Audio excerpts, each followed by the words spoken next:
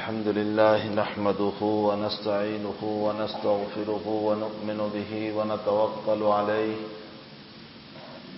الحمد لله الذي أنزل على عبده الكتاب ولم يجعل له عوجا قيما لينذر بأسا شديدا من لدنه ويبشر المؤمنين الذين يعملون الصالحات أن لهم أجرا حسنا.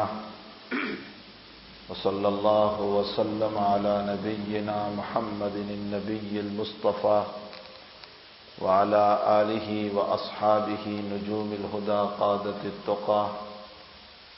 أما بعد، أعوذ بالله من الشيطان الرجيم. بسم الله الرحمن الرحيم.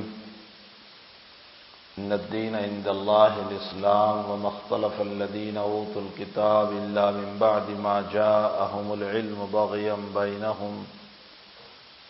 وقال الله تعالى إن هذا القرآن يهدي للتي هي أقوم ويبشر المؤمنين الذين يعملون الصالحات أن لهم أجرا حسنا. وقال الله تعالى الحمد لله رب العالمين. وقال الله تعالى ما أرسلناك إلا رحمة للعالمين. وقال النبي صلى الله عليه وسلم تركت فيكم الثقلين لن تضلوا بعدي إن تمسكتم بهما كتاب الله وسنتي أو كما قال صلى الله عليه وسلم. صدق رسول الله صلی اللہ علیہ وسلم. اللہ تعالیٰ نے اس انسان کو جب اپنا نائب خلیفہ بنایا تو اس پر بڑے سوالات تھے، بڑے اشکالات تھے کہ یہ گندا، فتنوں کا پلندہ، فساد پھیلانے والا، قاتل، مار دھار کرنے والا، خون بہانے والا، لوگوں کے ناموس پر انگلیاں اٹھانے والا، لوگوں کو بدنام کرنے والا، اللہ تو ایسے انسان کو کیوں پیدا کر رہا ہے؟ یسفک الدماء. قرآن کریم نے ان اشکالوں کو بڑے ہی مختصر الفاظ میں نقل کیے ہیں، لیکن قرآن چونکہ ایک جامع کتاب ہے، بہت لمبا بیان قرآن نہیں دیتی. قرآن بہت مختصر بولتا ہے، اس کے اندر لمبی لمبی باتیں بہت مختصر الفاظ میں اللہ تعالیٰ بیان کر دیا کرتا ہے. یہ ساری باتیں جو میں نے کہی فرشتوں کے ان اشکال میں چھپی ہوئی تھی. رب کریم نے فرشتوں کے اس سوال پر اپنی طرف سے دو جواب دیے. ایک جواب حاکمانہ دیا، ایک جواب حکیمانہ دیا. حاکمانہ جواب تو اللہ تعالیٰ نے یوں فرمایا، حکیمانہ جواب تو یہ دیا کہ انی اعلم ما لا تعلمون. فرمایا تمہیں اشکال کا حق نہیں، جو میں جانتا ہوں وہ تم نہیں جانتے ہو. تمہیں میرے ان بندوں پر اس مٹی کے بنے ہوئے کھرکھراتی مٹی سے بنا ہوا، ناپاک قطرے سے وجود میں آنے والا اور ناپاک خون پی کر کے ماں کے پیٹ سے جنم لینے والا، اس پر تمہیں اشکال کا حق نہیں ہے.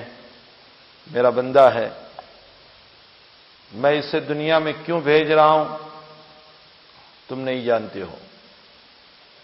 اور حاکمانہ جواب یہ دیا، یہ تو حاکمانہ جواب ہوا، اور حکیمانہ جواب یہ دیا کہ فرشتوں کو بھی بٹھایا، آدم کو بھی بٹھایا، اور اللہ نے کچھ چیزوں کا علم دیا.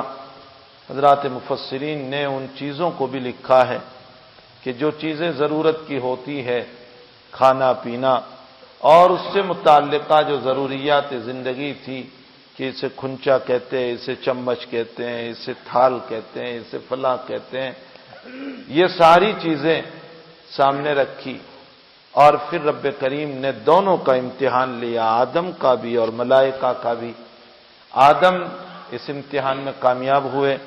آپ نے تمام چیزوں کو گنوا دیا جو اللہ نے ان کو بتلائی تھی، لیکن ملائکہ نہ بتا سکے. اس کی وجہ یہ ہے کہ ملائکہ میں رب کریم نے ان چیزوں کی ضرورت ہی کو نہیں رکھا تھا. ہمیشہ انسان کو وہی چیزیں یاد رہتی ہے جو اس کی ضرورت کی ہوتی ہے، جو ضرورت کی نہیں ہوتی وہ انسان کو یاد بھی نہیں رہتی۔ حضرت اقدس تھانوی نور اللہ مرقدہ نے ایک عجیب بات لکھی ہے، فرمایا کہ اگر دنیا سے محبت نہ ہو تو تھیلا مارکیٹ میں بھول کر آ جاتا ہے، اور اگر دنیا سے محبت ہو تو سارے کپڑے تو نکل سکتے ہیں لیکن جیب کا پاکٹ نہیں نکل سکتا۔ حضرت نے اسی مثال سے سمجھایا ہے۔ بہرحال جس چیز سے مناسبت نہیں ہوتی، ربط نہیں ہوتا، تعلق نہیں ہوتا، ضرورت میں وہ چیز نہیں آتی۔ ہمارے حکیم الامت تو حکیم الامت تھے، اللہ تعالیٰ نے واقعتاً جی میں کبھی کبھی آتا ہے، میں اپنے بچوں سے کہتا ہوں کہ اگر حضرت زندہ ہوتے یا حضرت کی زندگی میں ہم ہوتے تو ہم اپنے آپ کو حضرت کے قدموں میں ڈال دیتے اور اپنی زندگی حضرت کے قدموں میں فنا کر دیتے۔ رب کریم نے ایک عجیب فنائیت کا مادہ حضرت حکیم الامت تھانوی نور اللہ مرقدہ کو دیا تھا۔ مولائی و مرشدی، میں نے اپنے شیخ سے سنا، فرمایا اس زمانے میں مجدد ملت کا لقب حضرت اقدس تھانوی رحمۃ اللہ علیہ کو دیا ہے، یہ اپنی جگہ مسلم ہے۔ حضرت شیخ یونس صاحب نے فرمایا کہ میری نظر میں مجدد ملت تو کیا ہے بلکہ اس وقت کے بگڑے ہوئے حالات میں صرف حضرت کی اصلاح الرسوم نامی جو کتاب ہے وہی امت کی صلاح و فلاح کے لیے بہت بڑی ضامین ہے۔ چہ جائے کہ بیشتی زیور اور چہ جائے کہ آپ کے افادات اور افاظات اور آپ کے ملفوظات اور آپ کے بیانات اور آپ کے تقاریر اور آپ کی باتیں اور دیگر آپ کی کتابیں، کسی ایک مجلس میں حضرت نے ایک عجیب بات ارشاد فرمائی، بات سے بات یاد آ گئی، حضرت نے ایک عجیب بات ارشاد فرمائی، حضرت نے فرمایا کہ بھائی تسبیح ہاتھ میں رکھا کرو، اس لیے کہ تسبیح سے اللہ اللہ کی یادیں یاد آ جاتی ہیں۔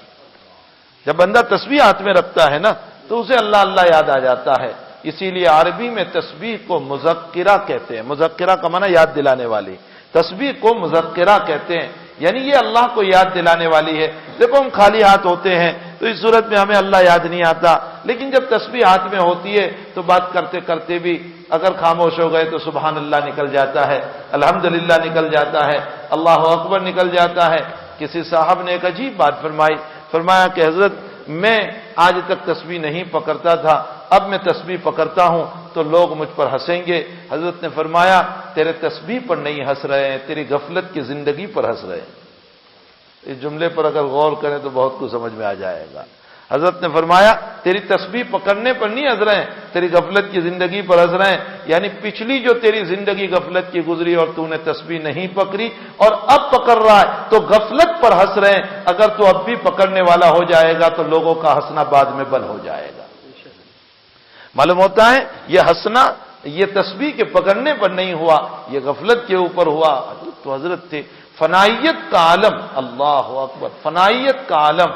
کسی مولوی صاحب نے حضرت کی خدمت میں بیٹھ کر یوں کہہ دیا کہ حضرت کوئی آپ کو برا بھلا کہتا ہے تو مجھے بڑا غصہ آتا ہے، میرے اکابر کو کوئی برا بھلا کہتا ہے تو مجھے بڑا غصہ آتا ہے۔ اگر ہمارا شاگرد ہم کو یہ کہہ دے کہ حضرت آپ کو کوئی برا بھلا کہتا ہے تو ہمیں بڑا غصہ آتا ہے تو ہم خوش ہو جاتے ہیں، ماشاءاللہ میرا طالب علم وفادار ہے، میرا شاگرد مجھ سے محبت رکھتا ہے، دیکھو نا میری برائی سننے کے لیے تیار نہیں۔ جب حضرت کے شاگرد حضرت کے سامنے یہ بات رکھ رہے ہیں کہ حضرت جب آپ کی کوئی برائی کرتا ہے یا آپ سے متعلق کوئی جملہ کہتا ہے تو مجھے بڑا غصہ آتا ہے کہ میں اس کو مار دوں، میرے اکابر دیوبند سے متعلق اگر کوئی بولتا ہے تو مجھے بڑا غصہ آتا ہے۔ حضرت نے فرمایا تجھ میں کبر ہے، تجھ میں تکبر ہے، یہ نہیں فرمایا ماشاءاللہ تجھے مجھ سے بڑی محبت ہے، بڑا تعلق ہے۔ اللہ عوام تو عوام خواص کو بھی یہ نصیب فرما دے۔ ہمارا حال یہ ہو گیا ہے کہ عوام کا کیا کہنا، خواص خود ان برائیوں میں اور اس مرض میں ڈوبے ہوئے ہیں کہ ایک عجیب مرض ہمارے اندر جو ہے لگا ہوا ہے، اپنے کبر کا، اپنی برائی کا، اپنی شان کا، اپنے مقام کا، نہ معلوم کیسی کیسی باتیں ہمارے اندر۔ اسی لیے آج کل کے بیانات بھی قصہ گوئی کے رہ گئے اور آج کل کی باتیں بھی جو ہیں ایران توران کی رہ گئی۔ ہمارے اکابر کی باتوں میں، ہمارے نبی کے کلام میں، ہمارے اللہ کے کلام میں بھائی نورانیت ہے، اثر ہے، قلب پر اثر کرتا ہے، مؤثر ہوتا ہے، دل کو ہلا دیتا ہے۔ میرے اور آپ کی قصہ کہانیوں کے بجائے ہم اپنے بزرگوں کی باتوں کو سنانے والے بنے، اپنے اکابر کی باتوں کو نقل کرنے والے بنے، اپنے حبیب پاک صلی اللہ علیہ وسلم کی مبارک سنتوں کو اجاگر کرنے والے بنے، اس کو ذکر کرنے والے بنے۔ میں ہوتا بڑا خوش ہو جاتا، میرا طالب علم وفادار ہے۔ حضرت نے فرمایا تجھ میں کبر ہے، تجھ میں تکبر ہے کہ جو تو میری برائی کے اوپر تجھے غصہ آ رہا ہے۔ اور حضرت نے پھر دلیل پیش کی اس کی۔ حضرت نے فرمایا میرے اللہ کی کوئی برائی کرتا ہے تجھے غصہ نہیں آتا، میرے قرآن کی کوئی برائی کر رہا ہے تجھے غصہ نہیں آتا، میرے نبی کی کوئی برائی کر رہا ہے تجھے غصہ نہیں آتا، اور اپنے شیخ کی برائی پر غصہ آ رہا ہے۔ معلوم ہوتا ہے اصل میں تیرے دل میں یہ ہے کہ شیخ کی عزت سے میری عزت ہے اور شیخ کی ذلتی سے میری ذلتی ہے، تو اپنی ذلتی کی بنیاد پر اس کو برا سمجھ رہا ہے۔ اگر تجھے شریعت سے محبت ہوتی تو نبی کو برا کہنے والے کے اوپر بھی غصے ہو جاتا۔ عجیب حضرت تھے، اللہ تعالیٰ نے جو علوم حضرت کے اوپر کھولے تھے واقعتاً دلوں کو ہلا دینے والی بات۔ اسی لیے جی میں آتا حضرت زندہ ہوتے تو ہم قدموں میں پڑ جاتے، اپنے آپ کو گرا دیتے، مٹا دیتے، حضرت کے پاس زندگی کھپا دیتے۔ کیا ہم اور ہماری حیثیت اپنے بزرگوں کے قدموں میں بیٹھ کر اگر زندگی گزر جائیں اور مرنے کے وقت کا آخری سجدہ بھی اگر اللہ قبول کر لے تو بیڑا پار ہو جائے گا۔ زندگی کی عبادت تو ایک طرف، مرنے کے وقت کا سجدہ بھی اگر اللہ نے قبول کر لیا تو ہمارا بیڑا پار ہو جائے گا۔ اللہ تعالیٰ نے ہمارے حضرت مفتی صاحب رحمۃ اللہ علیہ، حضرت مفتی مظفر حسین صاحب رحمۃ اللہ علیہ کا ایک مرتبہ میں پاؤں دبا رہا تھا، حضرت سے میں نے بڑا استفادہ کیا، چونکہ وہی تھانویت والا مزاج تھا، وہی چونکہ حضرت مولانا اسد اللہ صاحب رحمۃ اللہ علیہ کے اجل خلفاء میں سے تھے، اور حضرت مولانا اسد اللہ صاحب رحمۃ اللہ علیہ حضرت مفتی صاحب حضرت اقدس تھانوی نور اللہ مرکزہ کے اجل خلفاء میں سے تھے۔ حضرت مفتی مظفر حسین صاحب رحمۃ اللہ علیہ میں بھی وہ فنائیت، وہ علم، وہ تھانویت، وہ شان، یہ جو بھی اشعار پڑھے جا رہے تھے نا، یہ وہی سلسلہ تھانویت کا ایک آدمی ہے جس کو قاری صدیق صاحب باندوی نور اللہ مرکزہ فرماتے ہیں۔ یہ قاری صاحب کے اشعار ہے، دو تین لفظ میں تھوڑی سی غلطی ہوئی ہے، ورنہ یہ قاری صاحب کے اشعار ہیں۔ اور قاری صاحب نے عجیب عشقیہ انداز میں یہ اشعار کہیں، اور پہلا ہی جو مصرع پڑھا گیا ہے جس کے اندر یہ کہا کہ نبی کی مشیت پر مشیت ناز کرتی ہے، یہ کوئی معمولی جملہ نہیں ہے، یہ تو حضرت حسان کے اس شعر کی طرف حضرت قاری صدیق صاحب اشارہ کر رہے ہیں جس کے اندر حضرت حسان رضی اللہ تعالیٰ عنہ نے یوں فرمایا تھا نبی کریم صلی اللہ تعالی علیہ وسلم سے، کأنک قد خلقت کما تشاء، اے پیغمبر آپ تو ایسے بنائے گئے ہیں جیسے آپ نے اپنے آپ کو چاہا، یعنی جیسے آپ نے اپنے آپ کو چاہا کہ میرا ناک ایسا ہونا چاہیے، میرے بال ایسے ہونے چاہیے، میرا چہرہ ایسا ہونا چاہیے، میرے ہاتھ ایسے ہونے چاہیے، میرے پاؤں، آپ کو اللہ نے ایسے بنایا جیسے آپ نے خود اپنے آپ کو چاہا۔ اس کی طرف قاری صاحب نے اشارہ کیا کہ مشیت پر مشیت ناز کرتی ہے۔ اس حدیث شریف کی طرف حضرت حسان رضی اللہ تعالیٰ عنہ کے، میں اس وقت ان اشعار کو نہیں کھولتا ورنہ ان اشعار ہی پر میری بات پوری ہو جائے گی، اور حضرت قاری صاحب رحمۃ اللہ علیہ نے کن کن روایتوں کی طرف اس میں اشارہ کیا ہے، کن روایتوں کی طرف، وہ جو ایک مصرع اس میں پڑھا گیا کہ شفاعت پر شفاعت ناز کرتی ہے، عجیب بات ہے، اور اس میں ایک مصرع یہ پڑھا گیا کہ قناعت ناز کرتی ہے۔ ایک طرف رب کریم نے شہنشاہیت کا عالم میرے نبی علیہ الصلوۃ والسلام کو یہ دیا تھا کہ اگر آپ یوں کہہ دیتے کہ اللہ احد کو سونا بنا دے، اللہ بنا دیتا، اللہ آپ کے لیے کھنچے اتار دیتا۔ اگر عیسیٰ علیہ السلام کی دعا پر کھنچے اتر سکتے ہیں، اگر موسیٰ کی دعا کی بدولت ان کی قوم کے لیے من و سلوہ اتر سکتا ہے، اگر حضرت مریم علیہ السلام کے لیے چھوٹی سی بچی ہے، اللہ تعالیٰ اس کے لیے پھل اور فروٹ کو دے سکتا ہے، مسجد کے ممبر و محراب میں بیٹھ کر اس محمد الرسول اللہ کا غلام حضرت خبیب رضی اللہ تعالی عنہ جب قید ہو گیا مکہ کے اندر اور کچھ لوگوں نے آپ کو قتل کرنے کے لیے خرید لیا اپنے باپ کا بدلہ لینے کے لیے، تو جس مقام میں حضرت خبیب کو بند کیا گیا تھا اطلاع دی گئی کہ اب آپ کو کل قتل کرنا ہے، آپ کو دنیا سے رخصت ہونا ہے، تو حضرت خبیب نے استرا منگوایا اور یوں کہا لاؤ میں ذرا اپنے بال صاف کر لوں، کل کو میری ناش کے ساتھ نہ معلوم کیا ہو جائے گا۔ اس موقع پر وہ جس مکان میں بن ہے حضرت خبیب، اس مکان کی ایک عورت فاطمہ جو ایمان لانے کے بعد یہ بیان کر رہی ہے کہ میں نے ایسا اچھا قیدی کوئی نہیں دیکھا. حضرت خبیب کے ہاتھ میں استورا تھا اور اپنے بدن کے بال صاف کر رہے تھے. میرا بچہ کھیلتا ہوا حضرت خبیب کے پاس پہنچ گیا. حضرت خبیب نے اپنی ران پر بٹھا لیا. میں کانپنے لگی کہ مرتا کیا نہ کرتا, کہیں مرتے مرتے میرے بیٹے کو نہ مار جائے. خبیب نے جب میرے کانپنے کو دیکھا تو فرمایا بہن ڈرو مت, میرے نبی نے بے قصوروں کو مارنے سے منع فرمایا ہے. ایمان کی تعلیم, اسلام کی تعلیم میرے بھائیوں, یہ اسلام تو ہمارے کرتوتوں سے بدنام ہو چکا ہے. یہ اسلام تو ہمارے برے دھبوں کی وجہ سے بدنام ہو چکا ہے. ورنہ خدا پاک کی قسم محمد رسول اللہ صلی اللہ علیہ وسلم جو اس امت کو دین دے کر گئے ہیں, جو اس امت کو شریعت دے کر گئے ہیں, جو اس امت کو مزاج دے کر گئے ہیں, واقعتاً اس میں کوئی شک نہیں کہ آپ کے اخلاق پر اخلاق ناز کرتے ہیں. آپ کے اخلاق پر اخلاق ناز کرتے ہیں. وہ اخلاق نبی کریم صلی اللہ علیہ وسلم کو اللہ تعالیٰ نے عطا فرمائے تھے. عوام کی میں گفتگو نہیں کرتا, اللہ اس امت کے علماء کو اس اخلاق کا 100واں حصہ نصیب فرما دے. ہمارے حضرت ہمارے سبق میں اکثر ایک شعر سنایا کرتے تھے. جب ہم نے حضرت سے بخاری شریف پڑھی اکثر ایک شعر سنایا کرتے تھے. حضرت فرماتے ابھی بھی سناتے ہیں کبھی کبھی, یقیناً رہبر منزل کہیں سے راستہ بھولا, یقیناً رہبر منزل کہیں سے راستہ بھولا, ورنہ قافلہ کا قافلہ گم ہو نہیں سکتا. فرمایا علماء کرام اپنا راستہ بھول گئے, رہبر اپنا راستہ بھول گئے, اصلاح معاشرہ کرنے والے مصلحین اپنا راستہ بھول گئے, اس لیے عوام غلط راستے پر چل پڑی. حضرت مفتی صاحب رحمۃ اللہ تعالی علیہ کی خدمت میں میں بیٹھا ہوا پاؤں دبا رہا تھا. عشاء کے بعد حضرت کے پاس کچھ علماء ملاقات کے لیے آ گئے. انہوں نے اپنے وہاں کی کچھ باتیں بیان فرمائی, ایران توران کی کچھ باتیں تھیں. اس گفتگو کو سننے کے بعد حضرت نے ایک عجیب بات استدلال کرتے ہوئے فرمایا, قیامت کے دن عوام اپنے گناہوں کی وجہ سے جہنم میں جانے والے ہیں, لیکن فرمایا علماء بھی جائیں گے اور عوام کے مقابلے میں علماء کو دگنا عذاب ہوگا.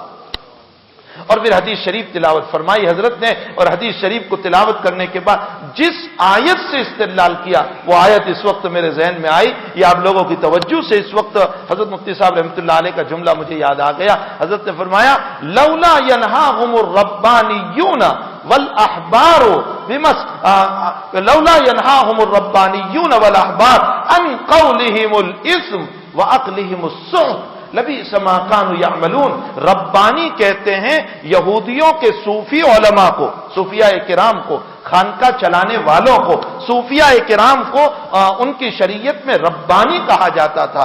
لولا ينهاهم الربانيون, احبار کہا جاتا تھا ان کی امت کے فقہاء علماء کو, جو فقیہ ہوتے تھے, جو سمجھانے والے ہوتے تھے, جو مسئلے مسائل سے واقفیت رکھتے تھے, ان کو احبار کہا جاتا تھا. اللہ تعالیٰ قرآن کریم میں فرماتے ہیں یہودیوں کی برائی کرتے ہوئے ینہاہم الربانیون والاحبار, ان کے صوفیہ علماء نے اور ان کے فقہاء علماء نے اپنی قوم کو رشوت کھانے سے, ان قولہم الاثم, اور بری باتوں کے بولنے سے کیوں نہیں روکا, کیوں نہیں روکا. حضرت مفتی صاحب رحمۃ اللہ علیہ نے فرمایا قرآن یہودیوں کی قصہ گوئی کرنے کے لیے نہیں آیا, قرآن تو یہودیوں کا واقعہ بیان کر کے اس امت کو اصلاح کا سبق دینے آیا. آقا صلی اللہ تعالی علیہ وسلم آپ کی قناعت کا عالم, اللہ اکبر. وہ خبیب رضی اللہ تعالیٰ عنہ, فاطمہ فرماتی ہیں میں نے ایسا اچھا قیدی نہیں دیکھا. میں جب کانپ گئی کہ میرے بیٹے کو یہ قتل نہ کر دے تو خبیب کہنے لگے ڈرو مت, میرے نبی نے بے قصوروں کو, بچوں کو, عورتوں کو مارنے سے منع کیا ہے. میری شریعت ایسا نہیں کہہ رہی ہے. بدن صاف کر لیا. عجیب ہے وہ فاطمہ یوں بیان کر رہی ہے کہ خبیب میرے مکان میں بند ہے, چاروں طرف سے سلیے لگے ہوئے ہیں, ہاتھ میں بیریاں پڑی ہوئی ہے, باہر نکلنے کا کوئی راستہ نہیں, اور مکے میں اس وقت کہیں انگور نہیں تھے, گریپس کی سیزن وہاں نہیں تھی, انگور کی سیزن وہاں نہیں تھی, دراکش کی سیزن وہاں نہیں تھی, نہ باہر دراکش موجود, نہ اندر میں کہیں جانے کا راستہ موجود. لیکن اس کے باوجود خبیب کے ہاتھ میں میں نے دراکش کا کھوسا دیکھا, میں نے انگور کا کھوسا دیکھا, میں نے گریپس کا کھوسا دیکھا. فاطمہ پوچھ رہی ہے کہاں سے آیا, یہ تو کیسے لے آیا؟ فرمایا من عند اللہ, میرا اللہ مجھے کھلا رہا ہے. محمد کے غلام کو اگر اللہ کھلا سکتا ہے تو محمد الرسول اللہ پر گنچے نہیں اتر سکتے. क्या उस जात पर गुंचे नहीं उतर सकते थे? वो जो चाहता उसके लिए हो सकता था। आखिर क्या बात थी कि उसने पैवन वाले कपड़े भी पहन लिए? आखिर क्या बात थी कि वो भूखा भी रहा? आखिर क्या बात थी कि वो 3-3 दिन तक प्यासा भी रहा? आखिर क्या बात थी कि वो फातिमा के घर पे जा रहा है और फातिमा मायूस सी शक्ल में खड़ी है। फरमाया, बेटी इतनी मायूस चेहरा उतरा हुआ क्यों है? फरमाया, अब्बा जी 3 दिन से खाना नसीब नहीं हुआ। फरमाया, तसल्ली हासिल कर ले, तेरे बाप को भी 3 दिन से खाना नसीब नहीं हुआ है। मैंने अभी एक जगह इस बात को नकल करके अपने नफ्स को खिताब करते हुए यह कहा कि मेरे नबी ने और सहाबा ने जो काम किए हैं इस उम्मत के बड़े बड़े उलमा से भी नहीं हो सके। कोई नहीं होगा जिसने पेट पर कभी पत्थर बांधा हो, कोई नहीं होगा जिसने पेट पर पत्थर बांधा हो। हमारी शिकायतें जरा सा मसला, उसमें हमारी रब से शिकायतें, मखलूक के सामने शिकायतें, मखलूक से शिकायत या अल्लाह ही से तो शिकायत हो गई। राबिया बसरिया रहमतुल्लाहि अलैहा ने देखा कि एक नौजवान अपने सर पर पत्ती बांधकर जा रहा है। राबिया ने उसे बुलाया, बेटे ये पत्ती क्यों बांधी तुमने? फरमाया, दर्द सर बहुत है। फरमाया, कितने दिनों से? फरमाया, 3 दिन से दर्द सर है। कहा, कितनी उम्र हुई? कहा, 25 साल। अच्छा, इससे पहले कभी तुम्हें दर्द सर हुआ? कहा, नहीं हुआ, लेकिन इस मर्तबा बड़ा शदीद दर्द है। तो कहा, अच्छा दिन भर भी पत्ती बांधे फिरोगे? फरमाया, हां बहुत दर्द है, इसलिए मैं पत्ती बांध कर फिर रहा हूं। राबिया बसरिया अलैहिर्रहमा ने फरमाया, अल्लाह अकबर, 25 साल तुझे दर्द सर नहीं दिया, उस पर तो तुझे शुक्र नहीं अदा हुआ, और 3 दिन तेरे सर में दर्द हो गया तो तू अपने रब की शिकायत करता फिर रहा है, लोगों को बताता फिर रहा है कि मेरे सर में दर्द अल्लाह ने डाल दिया। इब्राहिम इब्न अदहम रहमतुल्लाहि ताला अलैह जलीलुल कद्र हमारे अकाबिर में से गुजरे हैं। बहुत बड़ा आदमी गुजरा है, बहुत बड़ा आदमी गुजरा है। इब्राहिम इब्न अदहम फरमाते हैं, मेरे कल्ब पर अल्लाह ने एक बात इल्का की और यूं फरमाया, इब्राहिम सुन लो, जब तुम मेरी शिकायतें करते हो, जब तुम मेरे शिकवे करते हो कि हमें खाना नहीं, हमारे हालात तंग है, हमारे घर में फला बीमार, हमारे घर में, देखो एक तो है इजहार जो है अपने आप की अब्दियत के लिए, अपने आप को छोटा बनाने के लिए कि हम मोहताज है अल्लाह, और मोहताजगी को जाहिर करने के लिए इसका इजहार करना बिल्कुल जायज है। लेकिन शिकायत का उन्वान बनाना, इस अंदाज से बोलना कि जिसकी बुनियाद पर शिकायत का पहलू हो जाए, यह अल्लाह को नापसंदीदा है। फरमाया कि रब करीम ने मुझको मेरे कल्ब पर एक बात इल्का की और यूं फरमाया, इब्राहिम इब्न अदहम, जब मैं थोड़े से हालात तुम्हारे ऊपर डाल देता हूं और तुम जब मेरी शिकायतें करते फिरते हो ना कि मुझे ये हो गया, मेरे घर में ये हो गया, मेरे घर में ये हो गया, तो मैं अपने फरिश्तों से कहता हूं, अल्लाह अकबर, ओ मेरे बंदे, ओ मेरे बंदे, मैंने थोड़े से हालात डाल दिए, उस पर तो तू मेरी शिकायतें कर रहा है और तेरे गुनाहों के ढेर आए हुए हैं, मैंने तो किसी से शिकायत नहीं की कि ये ज़ानी, ये बदकार, ये नालायक, ये रातों के अंदर चोरी चुगलियां करने वाला, ये उम्मत को परेशान करने वाला, ये दूसरों के चमन को बर्बाद करके अपने मकान को आबाद करने वाला, ये बेवाओं के मकान को वैराग करके अपने मकानों को आबाद करने वाला, ये यतीमों के घरों को आग लगाकर अपने औलादों का पेट पालने वाला, मैंने तो तेरी शिकायत नहीं की। अल्लाह ताला फरमाते, अजीब है मेरे बंदे, तुझे क्या हो गया, तुझे क्या हो गया है, क्यों तू मेरी शुक्रगुजारी पर नहीं आ रहा है? हजरत अक़दस थानवी नव्वरल्लाहु मरक़दहू ने एक अजीब बात लिखी है। हजरत फरमाते कि जब कोई सही सालिम बंदा अल्लाह की जब शिकायत करता है ना, तो फरमाया हजरत ने कि मुझे उस पर बड़ा गुस्सा आता है। अल्लाह के बंदे, तू क्यों शिकायत कर रहा है? रब्बे करीम ने तुझे कितना कीमती जिस्म अता कर दिया, तेरी एक आंख चली जाए तो लाखों में नहीं मिल सकती है, तेरा एक हाथ चला जाए लाखों में ओरिजिनल हाथ नहीं मिल सकता है, तेरा एक पांव काट दिया जाए करोड़ों में तुझे ओरिजिनल पांव नहीं मिल सकता है, अरे तेरा एक गुर्दा और एक किडनी को फेल कर दिया जाए लाखों में तुझे वो नहीं मिल सकता। कितना करोड़ों का जिस्म अता किया, फिर भी तू कह रहा है मेरे खुदा ने मुझको गरीब बनाया। मेरे नबी की कनात पर कनात नाज करती है। मैंने बताया, मैं सिर्फ इन्हीं अशार को खोलूंगा तो बहुत तवील मुद्दत हो जाएगी। हजरत नबी करीम सल्लल्लाहु ताला अलैहि वसल्लम के लिए सब कुछ हो सकता था, सब कुछ हो सकता था। आका इमरान इब्ने हुसैन रदी अल्लाह ताला अन्हु के साथ बेटी फातिमा के मकान पर गए तो और दरवाजे को दस्तक दी तो बेटी ने फरमाया, अब्बा जी अकेले हो या साथ में कोई और है? फरमाया, इमरान है। तो फरमाया, थोड़ी देर ठहर जाए, थोड़ी देर ठहर जाए। अल्लाह के हबीब पाक सल्लल्लाहु अलैहि वसल्लम ठहर गए, फिर इजाजत दी कि अब्बा जी आ जाएं। अब पहुंचे अंदर تو حضرت معاذ صلی اللہ علیہ وسلم، لاکھوں سلام ہو سرکار دو عالم صلی اللہ علیہ وسلم، لاکھوں سلام۔ حضرت عمران ابن حسین رضی اللہ تعالیٰ عنہ ساتھ ہے۔ اللہ کے حبیب نے فرمایا بیٹی تو نے مجھے تھوڑی دیر باہر کھڑا رکھا، کوئی وجہ تھی؟ فرمایا ابا جی ایک ہی تو کپڑا تھا پردہ کرنے کے لیے، میں نے دھو کر کے ڈالا تھا اور کپڑا نہیں تھا۔ کیا یہ نبی دعا کرتا تو تھان نہیں اتر سکتے تھے؟ ہم گنہگاروں کو جب اللہ اتنا کھلا رہا ہے، پلا رہا ہے، دے رہا ہے، کیا ان کے لیے نہیں اتر سکتے تھے؟ فرمایا اللہ کے حبیب ایک ہی کپڑا تھا میرا اور میں نے دھو کر کے ڈالا تھا، اتنے میں آپ تشریف لے آئے، میں نے اس کپڑے کو پردے کے لیے تھوڑی دیر آپ کو روک دیا، چونکہ آپ کے ساتھ عمران رضی اللہ تعالیٰ عنہ ہے اس لیے میں نے آپ کو روک دیا۔ میرے بھائیوں، اس نبی کی اولاد کے لیے سب کچھ ہو سکتا تھا، اس نبی کے لیے سب کچھ ہو سکتا تھا، لیکن قناعت کا عالم یہ ہے کہ ایک صحابی رضی اللہ تعالیٰ عنہ جب تشریف لائے نبی کریم صلی اللہ علیہ وسلم کے پاس اور اپنی جب بھوک کی شکایت فرمائی ہے، امام بیہقی نے اس روایت کو نقل فرمایا اور الادب المفرد میں حضرت الامام بخاری نور اللہ مرکزہ نے اس روایت کو نقل فرمایا کہ جب وہ صحابی آئے اور فرمایا یا رسول اللہ بھوک سے بے حال ہو چکا ہوں اور کمزوری کا عالم یہ ہے میں گرا جا رہا ہوں اور میں نے اپنے پیٹ پر ایک پتھر باندھ رکھا ہے، تو آقا نے بھی اپنا کرتا اٹھا دیا اور فرمایا میرے لال تو نے ایک باندھا ہے، تیرے نبی نے دو باندھے ہیں۔ یہ ہے قناعت ناز کرتی ہے میرے نبی کی قناعت پر، میرے نبی کی قناعت پر قناعت ناز کرتی ہے۔ ہم کیا اپنے آپ کو یہ کہہ سکتے ہیں کہ میں دین کا کام کر رہا ہوں؟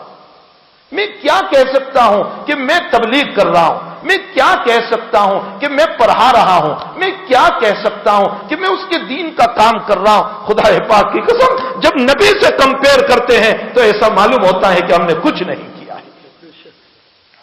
اور پھر ڈرنے کی بات یہ ہے، ڈرنے کی بات یہ ہے کہ کہیں ایسا تو نہیں ہے کہ جو کچھ کیا ہے اس کا بدلہ کہیں یہیں تو نہیں مل رہا ہے، یہیں تو اچھے اچھے کھانوں میں نہیں مل رہا ہے، اچھے اچھے لباس میں نہیں مل رہا ہے، اچھے اچھے مکانوں میں اللہ نے کہیں یہی تو نہیں دے دیا کہ آخرت میں ہمارے لیے کچھ نہ ہو۔ حضرات صحابہ کرام ڈرا کرتے تھے اپنے رب سے، حضرات صحابہ کرام اپنے رب سے ڈرا کرتے تھے اس مسئلے کے اندر کہ کہیں ایسا نہ ہو کہ ہمارا کیا ہوا دنیا ہی میں نہ مل جائے۔ بہت مشہور روایت ہے بخاری شریف کی، بہت مشہور، عبد الرحمن ابن عوف رضی اللہ تعالیٰ عنہ روزے دار ہوتے تھے، دسترخوان پر جب بیٹھتے تھے سامنے کھجور اور کھانا جب رکھا جاتا تھا تو حضرت یہ کہہ کر کھڑے ہو جاتے تھے کہ اللہ میرے کچھ بھائی وہ ہیں، میرے کچھ بھائی وہ ہیں جو دنیا سے اس حالت میں شہید ہو کر تیرے پاس آئے ہیں کہ جن کو کفن کے لیے پوری چادر بھی نہیں۔ اشارہ تھا مصعب بن عمیر رضی اللہ تعالیٰ عنہ کی طرف جو بدر میں شہید ہوئے تھے، تو شہید کو چونکہ انہی کپڑوں میں کفن دیا جاتا ہے، حضرت مصعب کے پاس جو چادر تھی وہ اتنی چھوٹی تھی، صحابہ نے فرمایا یا رسول اللہ چادر بہت چھوٹی ہے، پاؤں ڈھانپتے ہیں تو سر کھل جاتا ہے، سر ڈھانپتے ہیں تو پاؤں کھل جاتے ہیں۔ حضرت نے فرمایا سر ڈھانپ دو معزز ہونے کی بنیاد پر اور پاؤں پر گھاس ڈال دو۔ اللہ کے راستے میں شہید ہونے والا مصعب ابن عمیر پورے کفن کے ساتھ بھی نہیں گیا۔ ہاں میرے بھائیو، حضرات صحابہ کی یہ زندگی، عبد الرحمن ابن عوف ان واقعات کو یاد کر کے رویا کرتے تھے اور یہ کہتے تھے اے اللہ میرے بھائی اس عالم میں دنیا سے چلے گئے کہ ان کو پورا کفن بھی نصیب نہ ہوا، میرے یہ دسترخوان کیسے صحیح کیسے اونچے ہیں، اے اللہ کہیں ایسا تو نہیں ہو گیا کہ تو نے میری نیکیوں کا بدلہ یہی نہ دے دیا ہو۔ یہ کہہ کر کھانا چھوڑ دیتے، یہ کہہ کر۔ دولت کا یہ مطلب نہیں ہے کہ ہم اسراف کریں، ہم فضول خرچی کریں، یہ مطلب نہیں ہے دولت کا، اس میں کوئی شک نہیں کہ اللہ کے حبیب فرماتے ہیں ان اللہ تعالی یرا اثر نعمته علی عبدی، اگر اللہ نے تمہیں دیا ہے تو کھاؤ پیو، فقیر بن کر کے نہ پھرو۔ یہ بھی اللہ کا شکوہ شکایت ہوگی کہ تمہیں دیا اور تم نے نہیں کھایا، تمہیں دیا اور نہیں پہنا اور لوگوں کو بتا رہے ہیں بڑے غریب ہیں ہم، تو یہ بھی خدا کی شکایت ہوگی۔ اگر دیا ہے تو اللہ اپنی نعمت کو تمہارے بدن پر دیکھنا چاہتا ہے، لیکن کبر کے ساتھ نہیں، تکبر کے ساتھ نہیں۔ مسلم شریف کی روایت ہے، آقا صلی اللہ تعالی علیہ وسلم ایک مرتبہ ارشاد فرمانے لگے کہ اللہ جل شانہ اس انسان کی طرف قیامت میں نگاہ نہیں کرے گا جس انسان نے دنیا میں کبر کیا، تکبر کیا، اس کی طرف نگاہ شفقت نہیں کرے گا۔ نگاہ جلال تو ہوگی، نگاہ شفقت نہیں ہوگی۔ تو ایک صحابی وہاں بیٹھے ہوئے تھے، انہوں نے فرمایا کہ یا رسول اللہ صلی اللہ علیہ وسلم، میرا جی چاہتا ہے میں اچھا کپڑا پہنوں، میرا جی چاہتا ہے میں اچھے جوتے پہنوں، یہ بھی کبر ہے؟ حضرت نے فرمایا نہ، یہ کبر نہیں۔ ان اللہ جمیل یحب الجمال، اللہ تعالیٰ جمیل ہے، جمال کو، اچھے صاف ستھرے رہنے کو پسند کرتا ہے۔ فقیر بن کر کے نہ رہو، صاف ستھرے کپڑے پہنو، اس کو اللہ پسند کر رہا ہے۔ لیکن کبر کس کو کہتے ہیں؟ آگے تعریف فرمائی، بطر الحق وغمط الناس، حق بات آ جانے کے باوجود نہ کہہ دینا۔ جیسے آج کل ہماری طبیعتیں ہیں، کیا کہتے ہیں ہمارے جملے گجراتی میں اپنے کہتے ہیں تھائی تے کریلے آج تھئی نے رہے۔ حق آ گیا، بات واضح ہو گئی کہ یہ جو کہہ رہا ہے صحیح کہہ رہا ہے، اس کے باوجود میرا اپنی چلانا، یہ ہے کبر، یہ ہے تکبر، اس کو تکبر کہا جاتا ہے۔ وغمط الناس، اور لوگوں کو اچھے اچھے کپڑے پہن کر، اچھے جوتے پہن کر حقیر سمجھنا، دھتکارنا، ترچھی نگاہوں سے دیکھنا، ذلتیوں کی نگاہ، اس کو تکبر کہا جاتا ہے۔ باقی اگر اپنی طبیعت اچھا کپڑا پہننے کی ہے، کسی کو حقیر سمجھ کر کے نہیں، اسے تکبر نہیں کہا جاتا۔ میرے بھائیوں، اللہ نے کھانے پہننے سے منع نہیں کیا، کبر سے منع کیا ہے، تکبر سے منع کیا ہے، اور اسراف اور فضول خرچی سے منع کیا ہے۔ شریعت اس کو پسند نہیں کرتی۔ اور یہ بھی یاد رکھو، حضرت جی ماں یوسف صاحب رحمۃ اللہ علیہ کا ایک جملہ، حضرت جی رحمۃ اللہ علیہ کا جملہ میں نے جگہ جگہ ابھی سنایا۔ حضرت جی فرماتے ہیں، ایک تو اللہ سے یہ دعا کرو، اے اللہ ضرورت کی روزی تو مجھے دیتے رہنا، مجھے فقیر نہ بنانا، مجھے غریب نہ بنانا۔ اس لیے کہ ابو نعیم نے کتاب الحلیہ میں روایت نقل فرمائی ہے، کاد الفقر ان یکون کفرا، کبھی کبھی فقیری انسان کو کافر بنا دیتی۔ اللہ میں فقیری کو برداشت نہیں کر سکتا، میں بہت کمزور ایمان والا ہوں، بہت کمزور ایمان والا۔ کہیں ایسا نہ ہو کہ فقیری کی بنیاد پر میں کوئی ناشکری کا کلمہ بول دوں اور کفر میں نہ چلا جاؤں۔ اس لیے حضرت جی رحمۃ اللہ علیہ نے فرمایا، اللہ سے ضرورت کی روزی مانگتے رہو۔ میں آپ کو گزشتہ مہینے کا ایک قصہ جو میرے کانوں پر آیا، عجیب، ایک بیٹی ماں انتقال کر چکی ہے، اس بیٹی کا نہ کوئی بھائی ہے نہ کوئی بہن ہے، صرف وہ اکیلی بیٹی اپنے ماں باپ کی، اور ماں کا بھی انتقال ہو چکا، باپ ہے، اور باپ کینسر کا مریض ہو گیا۔ جنہوں نے جو کچھ تعاون کیا تھوڑا بہت، جس کی مقدار اتنی نہیں تھی کہ کینسر کا علاج ہو سکے، آپ جانتے ہیں کینسر کے علاج میں لاکھوں کی ضرورت ہوتی ہے۔ غریب آدمی بیچارہ کوئی پرسان حال نہیں، بڑی مشکل سے 20-25 ہزار روپے لوگوں نے مدد کی اور جمع ہوئے، لیکن اتنے پیسے اس کے لیے ناکافی تھے۔ اس کی ایک اکلوتی بیٹی، نوائی کی بیٹی، 22 سالہ لڑکی، اپنے باپ کا دکھ دیکھا نہیں گیا، اس نے سورت کی ہوتل میں 12 مرتبہ اپنی ذات کو بیچا ہے، اور اس سے 15,000 روپے بنا کر کے اپنے باپ کے علاج میں داخل کیے۔ میرے بھائیوں، تب احساس ہوتا ہے کہ اللہ نے جو تھوڑی بہت دولت دی ہے، یہ اللہ کی کتنی بڑی نعمت ہے، یہ اللہ کا کتنا بڑا انعام ہے۔ لیکن امت اس وقت فضول خرچیہ، امت اس وقت اسراف میں، امت اس وقت ناجائز کاموں میں، امت اس وقت خرافات میں، اور نہ معلوم کہاں سے کہاں پہنچ چکی ہے۔ اللہ ہی حفاظت فرمائے، اللہ ہمیں ایسے کاموں سے ہماری حفاظت فرمائے۔ اور ساتھ ساتھ میرے بھائیوں، حضرت جی رحمۃ اللہ علیہ کا ایک جملہ اور ساتھ سنا دوں جو جگہ جگہ میں نے سنایا۔ فرمایا، کسی غریب کے مکان کو ویران کر کے اور کسی یتیم اور بیوہ کے چمن کو آگ لگا کر اگر تم اپنے مکان کو آباد کرنے جاؤ گے تو مرنے سے پہلے خدا تمہارے مکان کو بھی ویران کرے گا۔ تمہارے چمن کو بھی برباد کرے گا۔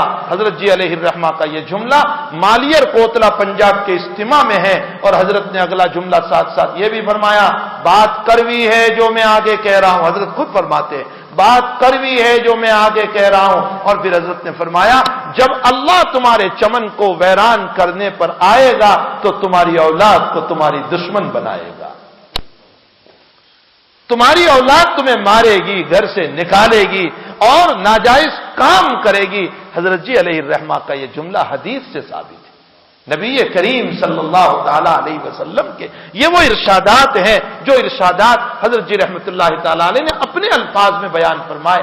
بہرحال اللہ کے حبیب پاک صلی اللہ تعالی علیہ وسلم کی قناعت کا کیا کہنا کہ دنیا میں اس نبی کو شاہ دین و دنیا بنا کر کے بھیجا۔ شاہ دنیا تو آپ نے دیکھ لیا، وہ چاہتا تو احد پہاڑ سونا بن جاتا، وہ چاہتا تو اس کے لیے کھنچے اتر جاتے۔ اس کے غلاموں کو جب انگور مل رہے ہیں مکہ کے مکان میں قید خانے میں بیٹھ کر، تو کیا محمد رسول اللہ صلی اللہ علیہ وسلم کو نہیں مل سکتے تھے؟ ارے وہ محمد اگر پیالے میں انگلیاں ڈال دے تو پانی کا چشمہ بہ سکتا ہے، تو کیا اللہ اس کے لیے کھنچے نہیں اتار سکتا تھا؟ اگر وہ اپنا لعاب مبارک ڈال دے تو کنویں کا پانی اوپر آ سکتا ہے، تو کیا اس کے لیے کھنچے نہیں اتر سکتے تھے؟ سب کچھ ہو سکتا تھا، لیکن میرے نبی نے اپنی امت کے غریبوں کا خیال کرتے ہوئے غربت میں زندگی گزاری ہے، اپنی امت کے غریبوں کا خیال کرتے ہوئے۔ مالدار کسی طرح زندگی گزار لے گا، میری امت کے غریبوں کو کون تسلی دے گا؟ میری امت کے ضرورت مندوں کو کون تسلی دے گا؟ میری امت کے حاجت مندوں کو کون تسلی دے گا؟ ان کے سروں پر کون ہاتھ رکھے گا؟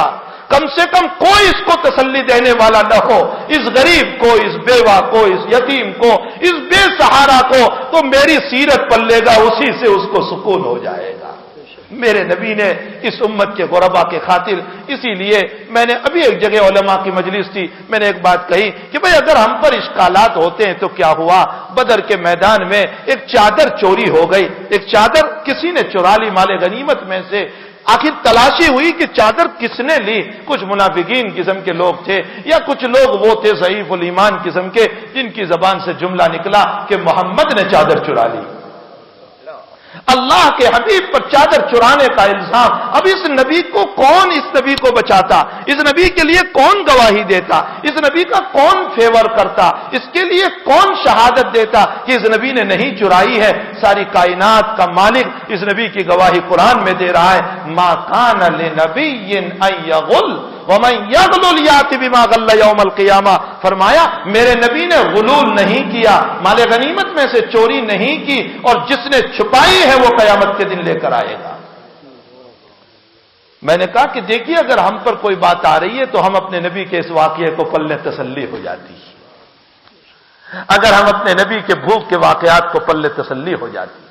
حضرات علماء سے میں نے کہا کہ اپنے نبی کے حالات کو پڑھو، خدا کی قسم، خدا کی قسم۔ شاہ ولی اللہ صاحب رحمۃ اللہ علیہ فرماتے ہیں، شاہ ولی اللہ صاحب کا جملہ میں بڑے ادب کے ساتھ نقل کر رہا ہوں، فرمایا نبی کی سیرت کو پڑھو گے تو حقیقت حال یہ ہے کہ حضرات علماء کو دنیا حقیر نظر آئے گی۔ اگر نبی کریم صلی اللہ علیہ وسلم کی سیرت سامنے آ جاتی، آقا صلی اللہ علیہ وسلم کی باتیں اگر سامنے آ جاتی ہے تو اللہ کے حبیب پاک صلی اللہ علیہ وسلم کے لیے تو سب کچھ ہو سکتا تھا۔ عجیب بات ہے، عجیب بات ہے، اللہ کا حبیب اس دنیا سے رخصت ہو رہا ہے، اس دنیا سے جا رہا ہے اور عالم سکرات میں ہے۔ جی کوئی ضعیف روایت نہیں کہہ رہا ہوں، صحیح روایت، صحیحین کی روایت، بخاری شریف کی روایت۔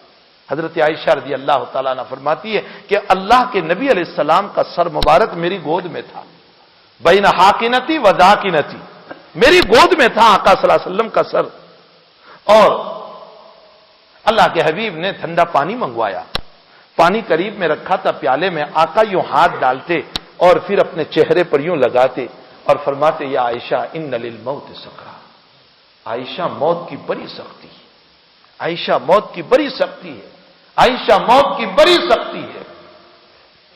حتیٰ کہ سفیان ثوری علیہ الرحمہ نے تو یہ فرمایا کہ حدیبیہ کے موقع، خیبر کے موقع پر میرے آقا صلی اللہ علیہ وسلم کو جو زہر دیا گیا تھا، اگرچہ اللہ کے حبیب نے ایک یہودی عورت نے دعوت کی تھی اور حضرت اس دعوت پر گئے یہودی عورت کی، تو ابھی لقمہ اٹھایا اور منہ میں ذرا سا رکھا ہی تھا کہ کھانے میں سے آواز آئی، محمد نہ کھاؤ، زہر ملا ہوا ہے، آپ کو مارنے کی اسکیم بنائی گئی۔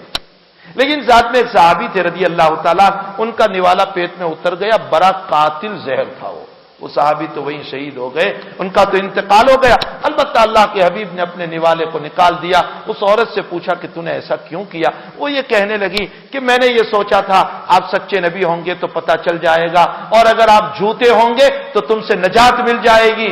حقیقت حال یہ ہے کہ وہ جھوٹی تھی، حقیقت میں نبی کو مارنے ہی کا پلان تھا، یہ کوئی ایسا ارادہ نہیں تھا، نبی کو مارنے ہی کا پلان تھا۔ اس زہر کا اثر باوجود کہ حضرت کے تو پیٹ میں بھی نہیں گیا تھا، معمولی سا منہ پہ رکھا تھا، اس کا اثر موت کے وقت ظاہر ہوا۔ اس کا اثر جو ہے اللہ کے حبیب پاک صلی اللہ علیہ وسلم کو اپنی موت کے وقت ظاہر ہوا۔ اور عجیب ہے ہمارے اکابر، تو عجیب اللہ نے ہمارے اکابر کو جو علوم دیے ہیں نا، زین الدین زکریا انصاری رحمۃ اللہ علیہ بہت بڑے محدث ہیں، بخاری شریف کی شرح لکھی ہے، انہوں نے اس پر ایک عجیب بات لکھی ہے۔ وہ یہ فرماتے ہیں کہ اللہ کے حبیب پاک صلی اللہ علیہ وسلم کی شہادت کا تو کوئی مسئلہ تھا ہی نہیں، کوئی شہید تو کر ہی نہیں سکتا تھا آقا صلی اللہ علیہ وسلم کو، آپ کو تو طبعی موت ہی اللہ کے پاس جانا تھا اور رخصت ہونا تھا، لیکن اللہ آپ کو شہادت کا مقام بھی دینا چاہتا تھا، اس لیے ذرا سا زہر کا اثر ظاہر کر کے مقام شہادت سے بھی مالا مال کر دیا۔ صلی اللہ تعالی علیہ وسلم، صلی اللہ علیہ وسلم۔ اللہ کے حبیب پاک صلی اللہ تعالی علیہ وسلم عالم سکرات میں ہیں، پانی لیا، فرمایا یا عائشہ ان للموت سکرات، بہت سختی ہے، بہت سختی ہے۔ اب حضرت عائشہ کا جملہ خود امام بخاری نقل کر رہے ہیں، فرمایا میں یہ سوچتی تھی کہ سکرات تو گنہگاروں کو ہوتی ہے، لیکن جب میں نے اپنے نبی کو سکرات میں دیکھا تو مجھے یہ سمجھ میں آ گیا کہ سکرات نیکوں کو بھی ہوتی ہے۔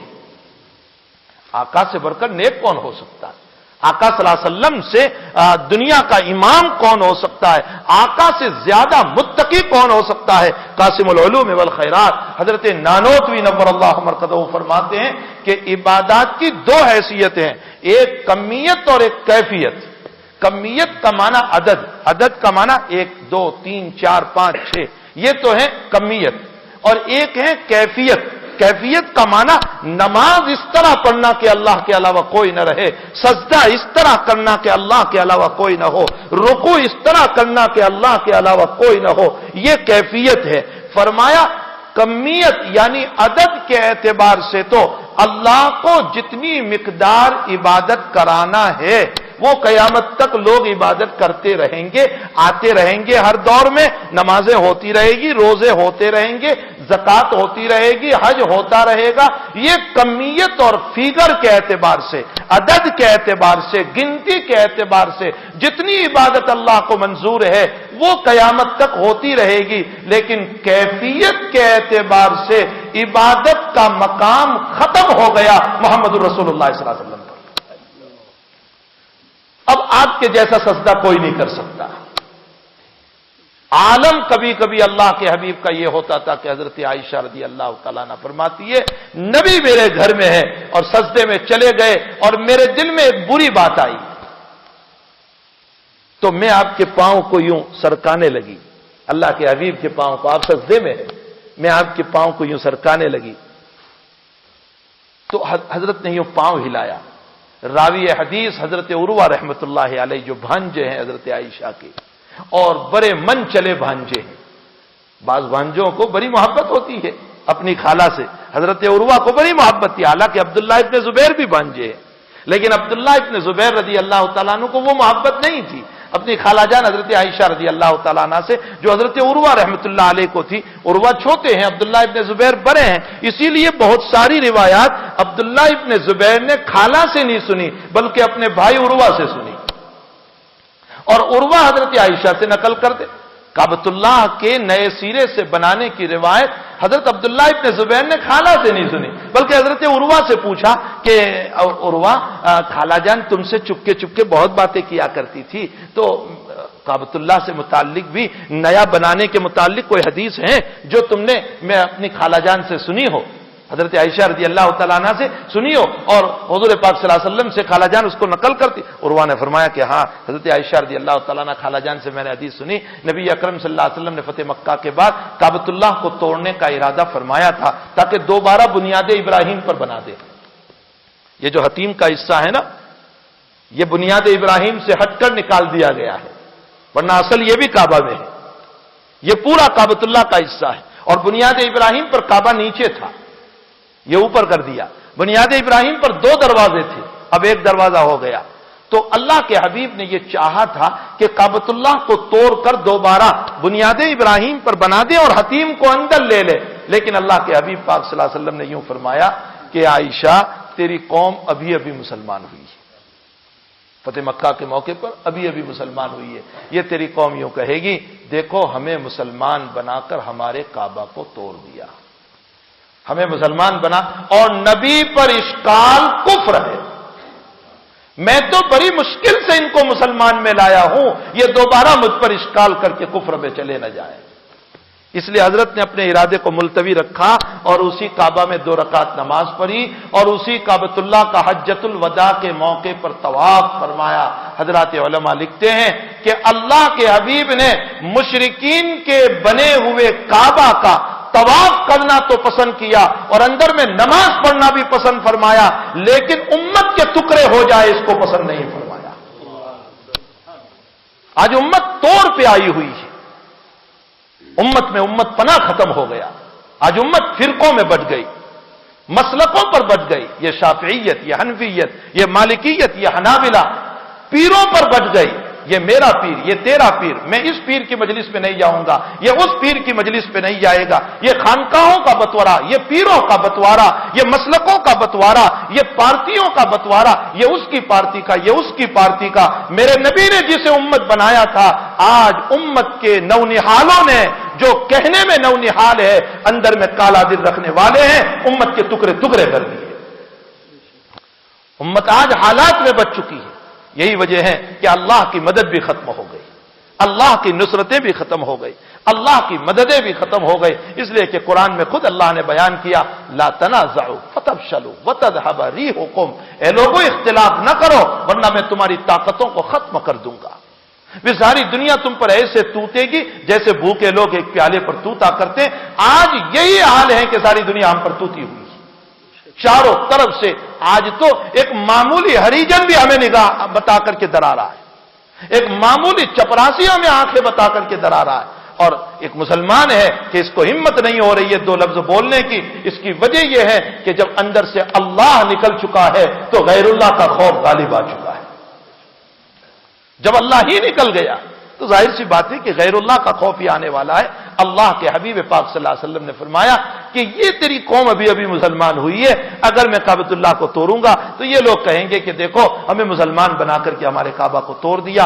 حضرت نے اسی کعبہ کا طواف فرمایا، توڑا نہیں، یہ تو پسند کیا، لیکن امت کا توتنا، امت کا توڑ، یہ اللہ کے حبیب پاک صلی اللہ علیہ وسلم نے پسند نہیں فرمایا۔ اور عجیب ہمارے حکیم اختر صاحب دامت برکاتہم نے اس پر ایک عجیب نکتہ لکھا ہے۔ حضرت فرماتے ہیں کہ اسباب میں تو یہ ہوا تھا کہ مشرکین کے پاس پیسے کم پڑ گئے تھے، اس لیے انہوں نے کعبۃ اللہ کو چھوٹا کر دیا تھا، اور اللہ کے حبیب پاک صلی اللہ علیہ وسلم نے دوبارہ اس لیے نہیں بنایا کہ کہیں یہ لوگ اشکال کر کے دوبارہ ایمان سے نکل نہ جائیں۔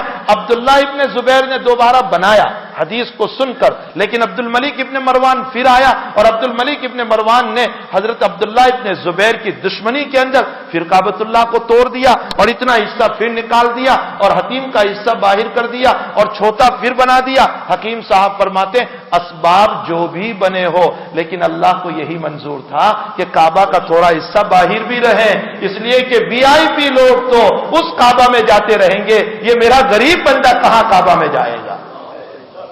اس لیے اللہ نے اتنا حصہ نکال دیا تاکہ یہ غریب حاجی بھی ایک لاکھ روپے جمع کر کے 1.5 لاکھ روپے جمع کر کے بڑی مشکل سے جو جا رہا ہے اس کو بھی تو کعبۃ اللہ میں داخلے کا جو ہے کعبۃ اللہ میں داخلے کا سہارا مل جائے، اور وہ بھی یوں کہنے لگے ہاں میں نے بھی کعبۃ اللہ میں نماز پڑھی، میں نے بھی کعبہ میں 2 رکعت نماز پڑھی، یہ کعبہ ہی کا حصہ ہے۔ فرمایا اسباب جو بھی ہو لیکن اللہ کو یہی منظور تھا، اس لیے کہ یہ لادلے نبی کی امت ہے، اس کے ہر نخرے کو اللہ نے برداشت فرمایا۔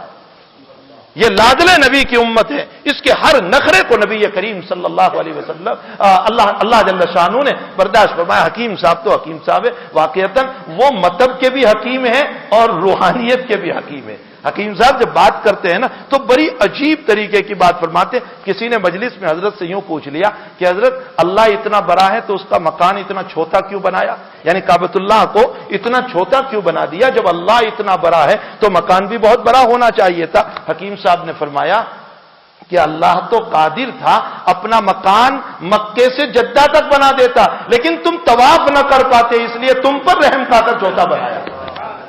हजरत फरमाते तुम पर रहम खा करके छोटा बनाया ताकि तुम तवाफ कर सको। अगर इतने में थक जाते हैं और 2 चक्कर में कहते पांव दर्द करने लगे हैं, तो अगर लंबा सा जद्दा तक का बन जाता तो शायद एक ही चक्कर में वहां से वापस जो है जनाब की नाश वो मक्का के कब्रिस्तान में वापस आ जाती, या वहीं जद्दा में इसको दफन कर देना पड़ता।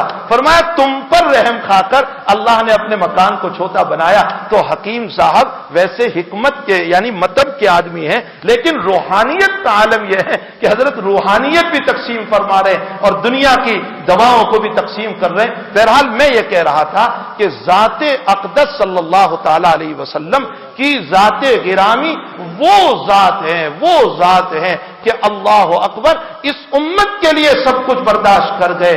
फरमाया हजरत आयशा रदी अल्लाह ताला अन्हा फरमाती है कि मैंने जब अपने नबी की सकरात को देखा तो मेरे दिल पर यह हुआ कि सकरात तो नेकों को भी होती है, सिर्फ गुनहगारों को नहीं होती। अब मुहद्दिसीन इस रिवायत पर बहस में लग गए कि नेकों को सकरात क्यों होती है, नेकों की सकरात की वजह क्या है, क्यों नेकों को सकरात होती है। फरमाते हैं काफिर की सकरात अजाब के लिए होती है, यहीं से अजाब शुरू हो जाता है। फरमाया मोमिन आसी की सकरात यानी गुनहगार मोमिन की सकरात, अगर गुनाह कम है तो अल्लाह यह चाहता है कि थोड़ी सी सख्ती दे दे और यही मामला साफ हो जाए, कब्र में राहत ही राहत हो जाए, इसलिए थोड़ी सी सख्ती डाल देता है। बीमारियों से माफ करता है, बीमारियों से माफ नहीं हुआ तो सकरात की थोड़ी सी सख्ती डाल देता है। और अगर गुनाह का अंबार इतना है, इतना अंबार है कि अगर सकरात से भी माफी नहीं हुई तो फिर कब्र का अजाब आता है, अल्लाह उससे माफी करवाना चाहता है, उससे भी नहीं हुई तो फिर मैदान हशर के मसाइल होते हैं, उससे भी माफी नहीं हुई तो फिर बिलाखिर जहन्नम में जाना होगा। इल्ला ये कि अल्लाह नजर करम फरमा दे, नजर इनायत फरमा दे। और इसमें कोई शक नहीं, रब्बे करीम देखो एक नुक्ता कुरान करीम का मैं आपको बताऊं, अल्लाह ताला कयामत के दिन फैसला करने बैठेगा ना, वो खुद यूं कह रहा है मैं कयामत के दिन फैसला करूंगा यौमुद्दीन। कयामत के दिन को क्या कहा, यौमुद्दीन, दीन कहते हैं बदला। हदीस शरीफ में आता है कमा तदीन तुदान, जैसा करोगे वैसा पाओगे। तो दीन का माना बदला। मालूम होता है अल्लाह कयामत में बदला देने के लिए, फैसला करने के लिए बैठेगा। तो जो फैसला करता है उसे क्या कहा जाता है, हाकिम, उसे जज कहा जाता है, उसे हाकिम कहा जाता है। तो अल्लाह को कुरान में क्या कहना चाहिए था अपने आप को, अल्हम्दुलिल्लाहि रब्बिल आलमीन अर्रहमानिर रहीम हाकिम यौमिद्दीन, अपने आप को हाकिम यौमिद्दीन, मैं कयामत के दिन का हाकिम हूं, मैं बदले के दिन का हाकिम हूं, मैं फैसले के दिन का हाकिम हूं। हाकिम कहना चाहिए था, अपने आप को हाकिम क्यों नहीं कहा, मालिक क्यों कहा। फरमाया हाकिम कानून के ताबे होता है, मालिक कानून के ताबे नहीं होता। हाकिम का हाल यह है कि अगर वो किसी मुजरिम को माफ करना चाहे तो भी कानून के ताबे होकर माफ नहीं कर सकता, उसे सजा ही देना पड़ेगा, चाहे रहम आ जाए तो भी माफ नहीं कर सकता। लेकिन मालिक वो है कि जो अगर माफ करना चाहे तो उसे कोई पूछ नहीं सकता। अगर हाकिम और आपका जज, चाहे वो सेशन कोर्ट का हो, चाहे वो हाई कोर्ट का हो, चाहे वो सुप्रीम कोर्ट का हो, अगर उसको रहम आ जाए और वो माफ करना चाहे तो भी माफ नहीं कर सकता। लेकिन सदरे जमहूरिया, जिसको तुम राष्ट्रपति कहते हो, अगर वो माफ करना चाहे तो माफ कर सकते हैं। अल्लाह कहता है मैं हाकिम बनकर नहीं बैठूंगा कि कानून के ताबे हूं, मैं मालिक बनकर बैठूंगा, जिसे चाहूंगा माफ कर दूंगा। मुझे किसी को पूछने की हक नहीं होगा कि तूने क्यों माफ कर दिया, مسلم شریف کی روایت ہے، آقا صلی اللہ تعالی علیہ وسلم اس مسئلے کو عجیب انداز میں کھول رہے ہیں۔ آقا فرماتے ہیں کہ مجھے معلوم ہے جہنم سے سب سے اخیر میں کون جنت میں جائے گا۔ کتاب الایمان میں بہت مفصل واقعہ ہے۔ حضرت فرماتے ہیں مجھے معلوم ہے کہ سب سے اخیر میں کون جنت میں جائے گا جہنم سے نکل کر۔ فرمایا کہ وہ مومن ہوگا کہ جس کے ایمان کا پتہ اللہ کے علاوہ کسی کو نہیں ہوگا، اس کو اللہ نکال کر جہنم سے جہنم کے کنارے پر کھڑا کریں گے تو وہ کچھ دیر خاموش رہنے کے بعد اللہ سے یوں کہے گا، اللہ ذرا میرا منہ گھما دے نا، ادھر تپش بہت لگ رہی ہے جہنم کی، ذرا منہ میرا پھیر دے نا۔ تو اللہ تعالیٰ کہے گا دیکھ میں تیرا وعدہ تو پورا کرتا ہوں لیکن آئندہ کچھ نہیں مانگے گا نا تو وہ کہے گا بلا وعزتی کا یا ربی، اللہ تیری عزت کی قسم پھر میں کچھ نہیں مانگوں گا، میرا منہ تھوڑا سا پھیر دے۔ اب جب اللہ منہ پھیر دے گا تو سامنے جنت ہوگی، وہ جنت کو جب دیکھے گا تو اللہ سے یوں کہے گا اللہ تھوڑا آگے بھیج۔ اللہ کہے گا ابن آدم تیرا برا ہو، تو نے مجھ سے میری قسم کھا کر کہا تھا کہ میں نہیں مانگوں گا اور تو نے پھر مانگا۔ فرمایا اللہ تیری عزت کی قسم اب نہیں مانگوں گا، مجھے تھوڑا آگے بھیج دینا۔ اب اللہ اس کو آگے بھیجے گا، جب وہ آگے جائے گا پھر اللہ سے مطالبہ کرے گا جنت کے پاس بھیج دے، جنت کے پاس بھی اللہ بھیج دے گا۔ برا کہتے کہتے اللہ کہے گا ابن آدم تیرا برا ہو مانگتا ہی رہتا ہے، وہ کہے گا تیری عزت کی قسم، یہاں تک کہ جنت کے دروازے پر جب پہنچ جائے گا تو اب اللہ سے کہے گا اللہ اندر ہی بھیج دینا۔ عبداللہ ابن مسعود اس روایت کو بیان کرتے ہوئے ہنس پڑے، اللہ کے حبیب پاک صلی اللہ علیہ وسلم کی اس مبارک روایت کو، اور شاگردوں سے کہا مجھے پوچھتے نہیں کہ میں کیوں ہنس رہا ہوں۔ فرمایا بتائیے نا حضرت آپ کیوں ہنس رہے؟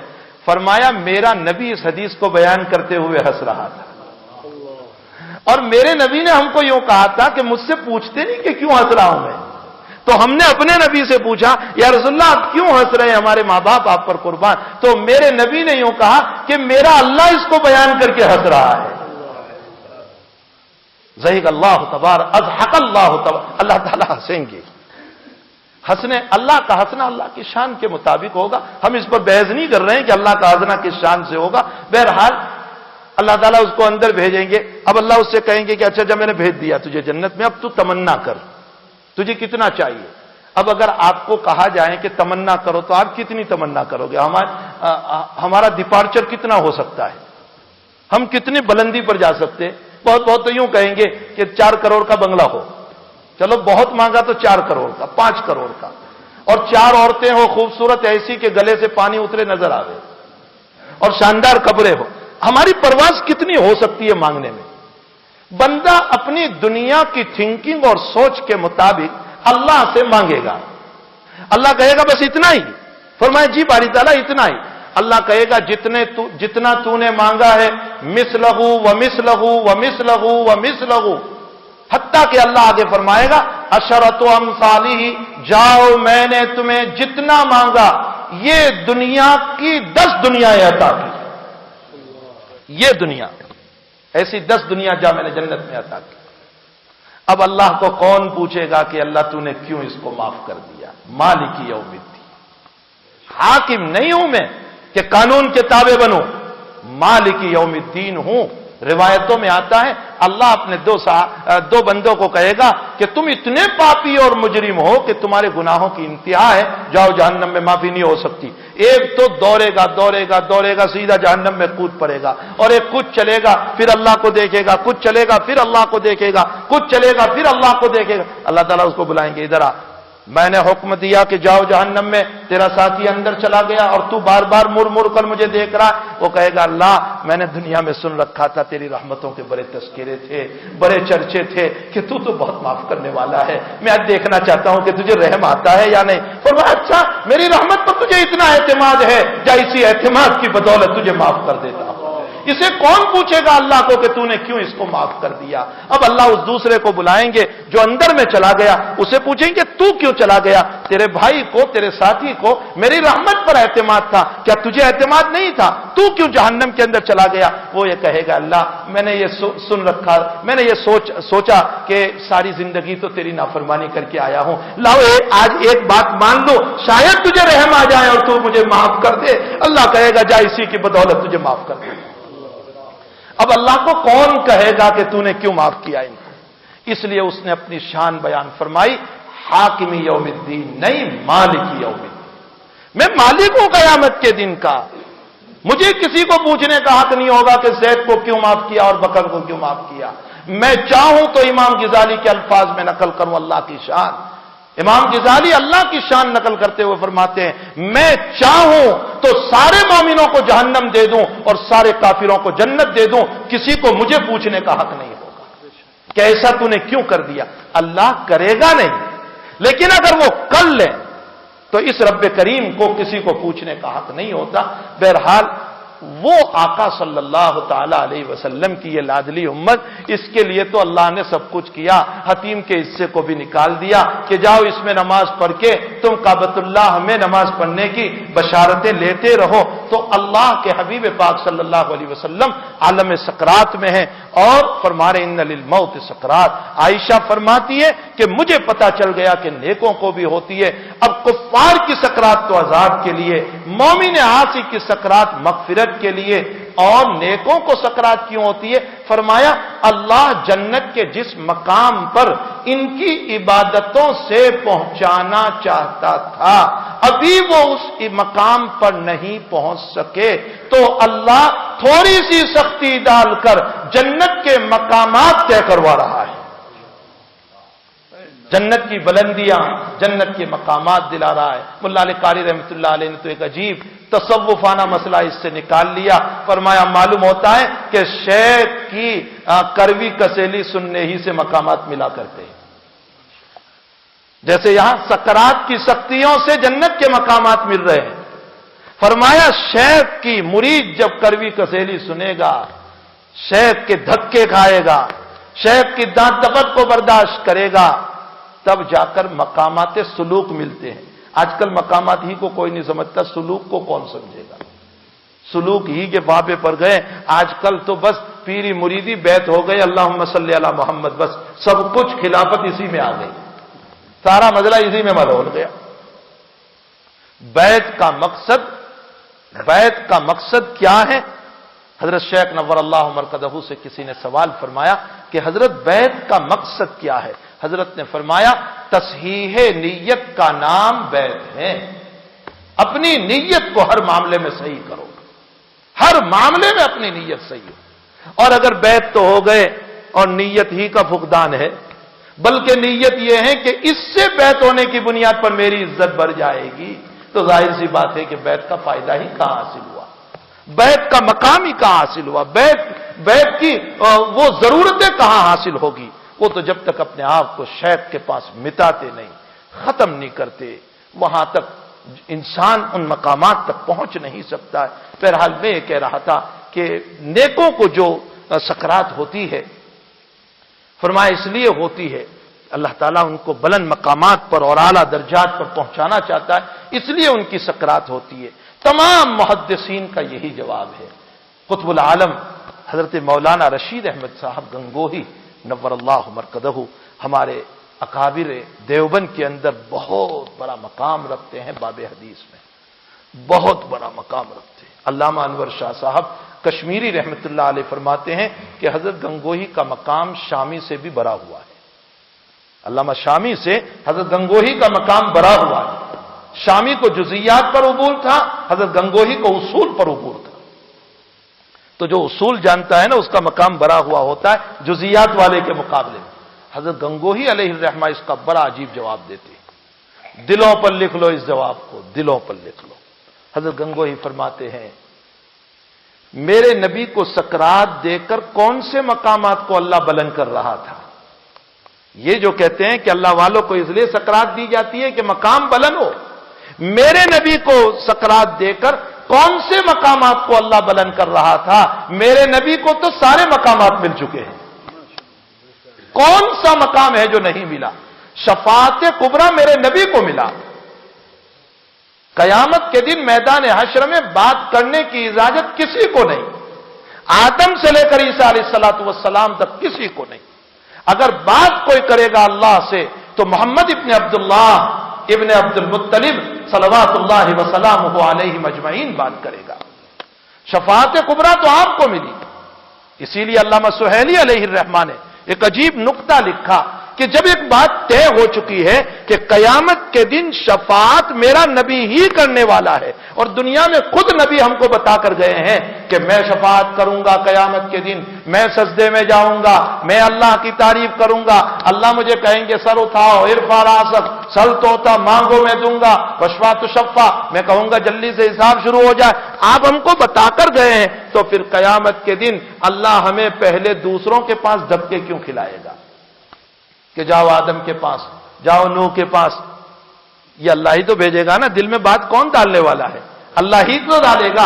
جب ایک بات طے ہو چکی ہے کہ محمد الرسول اللہ صلی اللہ علیہ وسلم شفاعت کبریٰ کے حقدار ہیں اور آپ کو یہ مقام دے دیا گیا ہے، تو پھر اور نبیوں کے پاس اللہ ہمیں پہلے کیوں بھیجے گا؟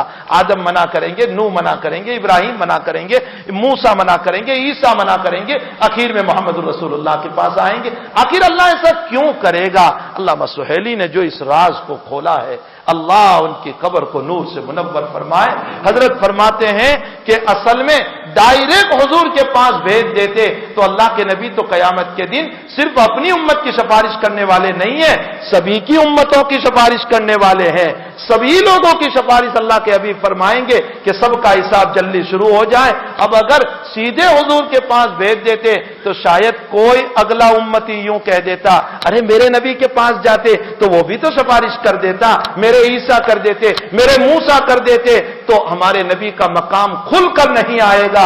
اللہ اپنے نبی کے مقام کو کھولنا چاہتا ہے، اس لیے پہلے دوسروں کے پاس بھیجے گا کہ جاؤ دوسروں کے پاس، اور پھر دیکھو کہ میں نے اپنے محبوب کو کیا مقام دیا ہے۔ محمد الرسول اللہ صلی اللہ علیہ وسلم کو کس مقام سے نوازا ہے؟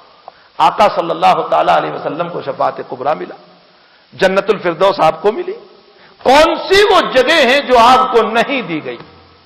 مقام محمود آپ کو ملا، کوئی بات ایسی نہیں، کوئی مقام ایسا نہیں جو ہمارے نبی کو دیا نہ ہو۔ پھر کون سا مقام ابھی اللہ طے کرانا چاہتا تھا کہ سکرات دی؟ حضرت گنگوئی فرماتے ہیں کہ محدثین کا یہ جواب میری سمجھ میں نہیں آتا۔ حضرت فرماتے ہیں میری سمجھ میں نہیں آتا، حضرت اپنی طرف سے جواب دیتے، انا اقول، میں بفضل ہی تعالی جواب دیتا ہوں، بفضل ہی تعالی، اللہ کے فضل سے میرے دل پر ایک جواب آیا، اور جواب بڑا عجیب ہے۔ فرمایا اللہ کے حبیب پاک صلی اللہ علیہ وسلم کو جو سکرات ہوئی وہ اس لیے ہوئی کہ امت میں کسی کے ابا کو، کسی کی امی کو، کسی کے بیٹے کو، کسی کی بیوی کو اگر سکرات ہو تو وہ اپنے نبی کی سکرات کو یاد کر کے تسلی حاصل کر لے۔ امت کی تسلی کے لیے میرے نبی نے سکرات کی سختیاں برداشت فرمائی، امت کی تسلی کے لیے نبی کریم صلی اللہ علیہ وسلم نے سکرات کی سختیاں برداشت فرمائی تاکہ یہ امت اپنے باپ کی سختی پر اپنے نبی کو یاد کرے، اپنے ماں کی سکرات پر اپنے نبی کو یاد کرے، اپنی بیوی کی سکرات پر اپنے نبی کو یاد کرے، اپنے شوہر کی سکرات پر اپنے نبی کو یاد کرے۔ میرے نبی کو ہوئی تھی جو امام الانبیاء ہے، تو میرا باپ کون سا بڑا آ گیا؟ اگر اس کو بھی ہوئی ہے تو کیا ہو گیا؟ امت کی سکون کے خاطر، امت کی تسلی کے خاطر محمد رسول اللہ صلی اللہ تعالی علیہ وسلم نے سکرات کی سختیوں کو بھی برداشت فرمایا۔ میرے بھائیوں، ایسے کمال جمال والا ایسا زبردست نبی اس امت کو ملا ہے، جو نبی ساری کائنات کے لیے رحمت بن کر کے آیا، ما ارسلناک الا رحمتا للعالمین۔ اور اس کا خدا کیسا ہے؟ جو ساری کائنات کا رب ہے، الحمدللہ رب العالمین۔ اور اس نبی کو جو قرآن دیا گیا وہ قرآن کیسا ہے؟ ان ھذا القرآن یہدی للتی ہی اقوم۔ جو لوگ دوڑیں گے یہ قرآن اس کو ہدایت دے گا۔ ابن قیم جوزی رحمۃ اللہ علیہ سے کسی نے سوال فرمایا کہ حضرت آپ تو کہتے ہیں قرآن آئینہ ہے، تمہارے عیبوں کو بتاتا ہے، تو میں روزانہ قرآن پڑھتا ہوں، میرے عیب نظر نہیں آتے۔ ابن قیم رحمۃ اللہ علیہ نے جواب دیا، فرمایا آئینے کے سامنے اپنا چہرہ پورا رکھو گے تو عیب نظر آئے گا، تم نے تو غرور اور تکبر والا چہرہ قرآن کے سامنے رکھا ہے تو عیب کہاں نظر آئے گا؟ تم تو یہ سمجھتے ہو میں بہت بڑا ہوں، اپنے آپ को बड़ा समझकर तिलावत कुरान किया है, तुम्हें कहां उयूब नजर आएंगे? जब तक हम अपने आप के, अपने उयूब को, अपने अंदर की बुराइयों को कुरान के सामने नहीं रखेंगे, वहां तक कुरान करीम हमारे उयूब को नहीं बताएगा। यही दो चीजें मेरे नबी अलैहिस्सलाम इस उम्मत को देकर गए हैं। तरक्तु फीकुमुस सकलैन लन तज़िल्लु बादी इन तमस्सक्तुम बिहिमा। मैं दो चीजें छोड़ करके जा रहा हूं, अगर तुम मजबूती से पकड़े रहोगे तो कभी तुम गुमराह नहीं हो सकते हो। एक अल्लाह का कुरान, अल्लाह की किताब, और एक मेरा तरीका। इन दोनों को मजबूती से पकड़े रहो। मेरे भाइयों, अपनी जिंदगी को बनाने की फिक्रें करो, अपनी जिंदगी को बनाओ। मरने वाले मर रहे हैं, जाने वाले जा रहे हैं। दुनिया अपनी फनाइयत का ऐलान कर रही है। हर एक का जनाजा हमें बता रहा है कि तुम्हें भी इस शहर कमौजा में सोना है। वो वैरान मैदान हमें यह बता रहा है जिस पर घास उगी हुई है, जिस पर बबुल के दरख्त उगे हुए हैं, जिस पर बावरिया के कांटे लगे हुए हैं।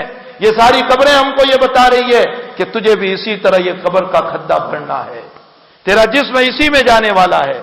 मेरे भाइयों, हमें चाहिए कि हम अपनी जिंदगी को सही रुख पर डालें, सही मोड़ पर डालें, कुरान को अपना इमाम बनाएं, मोहम्मद रसूलुल्लाह सल्लल्लाहु अलैहि वसल्लम को अपना सही इमाम, रहबर और मुक्तदा और आइडियल और एक बहुत बड़ा सैंपल और नमूना बनाएं कि इसी के अंदर हमारे लिए कामयाबी हो सकती है। और नबी अलैहिस्सलाम ने जो तरीक हमको दिए हैं, उन तरीक को अपनाने की फिक्रें करें। हमारी जिंदगी सही हो, दीनदारी वाली हो, तकवा वाली हो, तहारत वाली हो, पाकीज़गी वाली हो, अल्लाह का खौफ हो, अल्लाह की खशियत हो, दिलों में अल्लाह का डर हो। हर वक्त ये इस्तेहजार रहे कि मेरा रब मुझे देख रहा है, चाहे मैं अंधेरी रात में गुनाह करूं। हर वक्त इस बात का इस्तेहजार रखो। और किसी के माल को नाहक खाने से, किसी का गलत पैसा लेने से, किसी यतीम बेवा के मकान को उजाड़ने से अपने आप को बचाओ। दीन गुनाह हो जाता है, बशर है, इंसान है, इनकार नहीं है। वो इंसान ही क्या हुआ जिससे कभी गुनाह न हुआ? वो तो फरिश्ता हो गया। वो इंसान ही क्या हुआ? हकीकत हाल ये गुनाह हो जाते हैं इंसान, लेकिन सही इंसान वो है कि जो गुनाह के बाद फौरन सच्चे दिल से तौबा कर ले। अल्लाह के हबीब पाक सल्लल्लाहु अलैहि वसल्लम फरमाते हैं कि जिसने सच्ची दिल से तौबा कर ली उसका गुनाह गोया के हुआ ही नहीं। इसलिए कोशिश ये हो कि गुनाह न हो। अगर हो गया तो फौरन अपने रब से तौबा कर ले। मेरे भाइयों, वो रब ऐसा रब है, ऐसा रब है, ऐसा रब है, अल्लाह अकबर। उस रब का क्या कहना। इतना जल्दी तो बाप राजी नहीं होता, इतनी जल्दी तो मां राजी नहीं होती। अरे भाई नाराज होता है तो यूं कहता है मेरे जनाजे पर तू ना आना। बहन नाराज होती है तो कहती है मेरी दहलीज पर कदम भी तू ना रखना। जो भाई और बहन बरसों में राजी नहीं होते, मेरा रब 2 कतरों में राजी हो जाता है। 2 कतरों में राजी हो। मनाओ उसको, खलवतों में थोड़े से उठ जाओ। हदीस शरीफ का लफ्ज है कि जो आदमी खलवत में रोता है ना, फफाजत आईना हो खालियन, जलवत में नहीं। मजमा था और रो दिया ना, ये दुआ नहीं। या मैं नमाज पढ़ रहा था, इमाम साहब ने दुआ की, ये नहीं। क्या है हदीस के? खालियन, खलवत में, अकेला हूं मैं, कोई नहीं, मेरे घर में हूं और मेरे गुनाह मुझे याद आ रहे कि अल्लाह इसी हालत में अगर तूने मुझको उठा लिया और तेरे फरिश्तों ने गुर्ज मारा तो ये बंदा, इसकी हैसियत नहीं हो सकती है।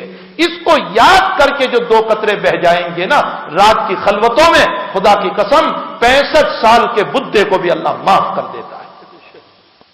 खालियन है हदीस में, खलवत में अल्लाह के सामने रोया जाए। थोड़ा सा उठो, थोड़ा सा उठो। बहुत लंबी रात है, अगर 6 घंटे सो लिए, आधा घंटा अपने रब को सुबह में, वबिल अस्हार हुम यस्तगफिरून। मोमिन की सिफत बयान फरमाई, ततजाफा जुनूबुहुम अनिल मदादि'i यदऊन रब्बहुम खौफन व तमआ व मिम्मा रज़क़नाहुम युनफिकून।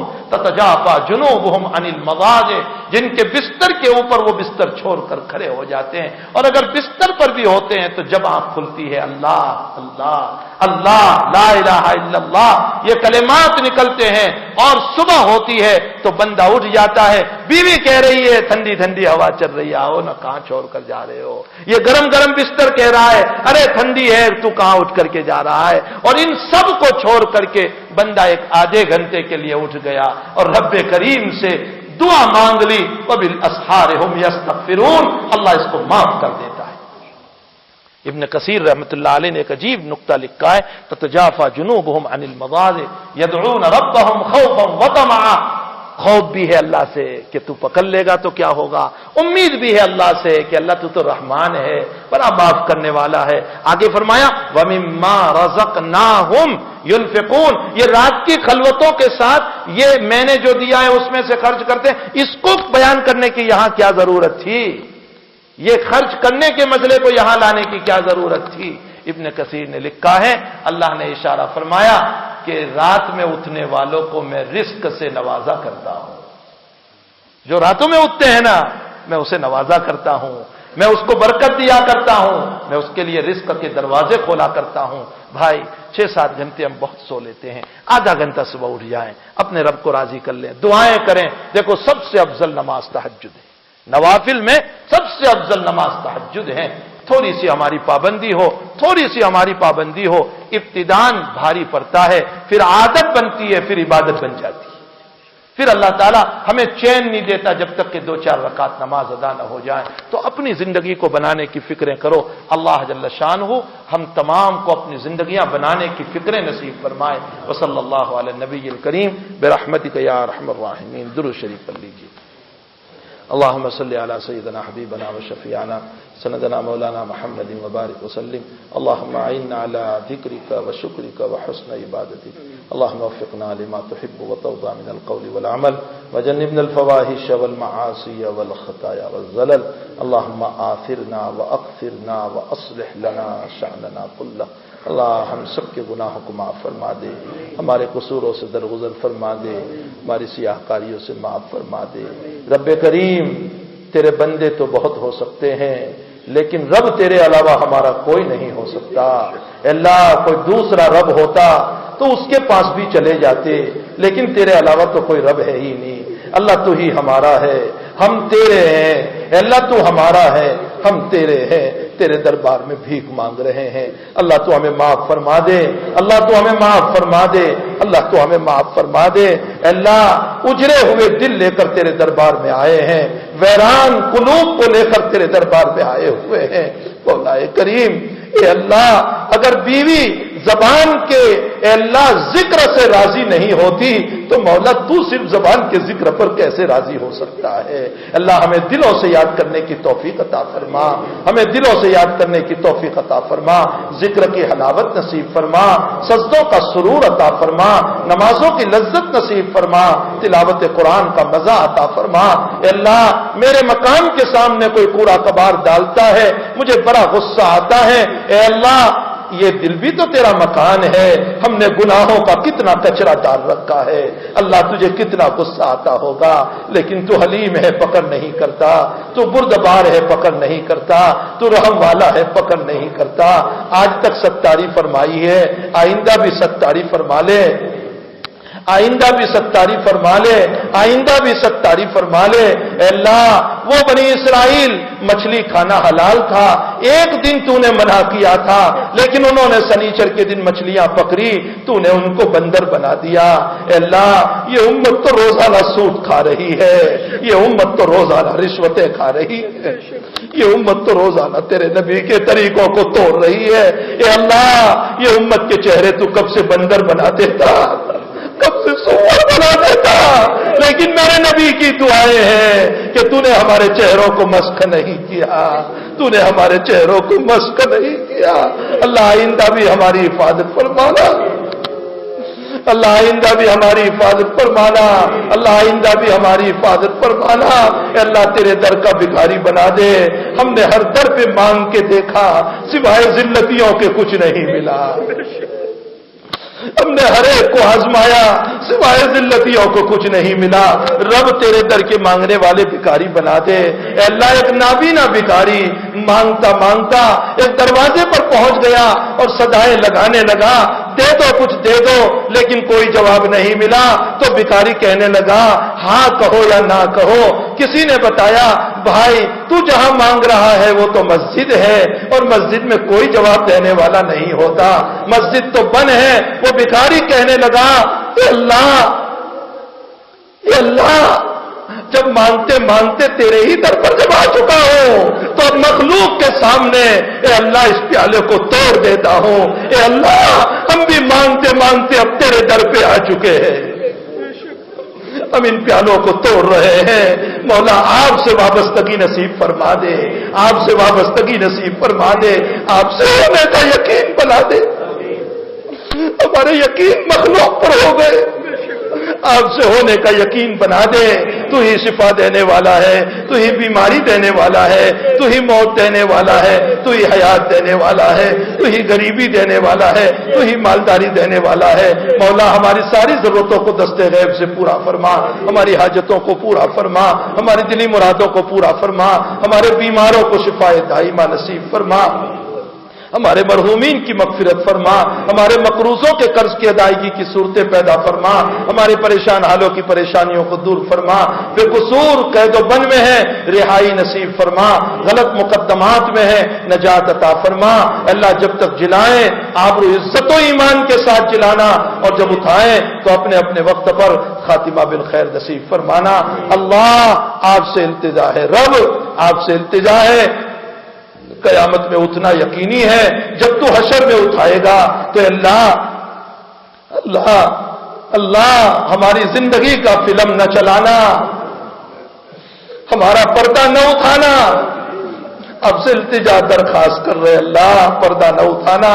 اگر تو نے پردہ اٹھا دیا تو ہر آدمی ننگا نظر آئے گا, گناہوں کا لت پت والا نظر آئے گا.